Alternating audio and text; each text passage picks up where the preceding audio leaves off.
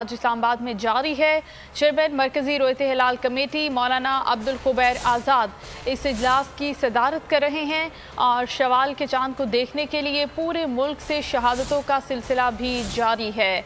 खबर आपको दे रहे हैं, आज मरकजी रोयत हिलाल कमेटी का इजलास इस्लामाबाद में जारी है और शवाल का चांद देखने के लिए ये इजलास इस्लामाबाद में जारी है और मरकजी रोयत हिलाल कमेटी के चेयरमैन मौलाना अब्दुल खुबैर आज़ाद इस इजलास की सदारत कर रहे हैं और इस इजलास में चांद की रोयत के हवाले से ऐलान किया जाएगा अगर शहादतें मौसूल होती हैं। पूरे मुल्क से शहादतों का सिलसिला लेने का जारी है। खबर आपको दे रहे हैं कि इस्लामाबाद में मरकजी रोयत हिलाल कमेटी का इजलास जारी है, जहां पर मुल्क भर से चांद की रोयत के हवाले से शहादतों का सिलसिला भी जारी है।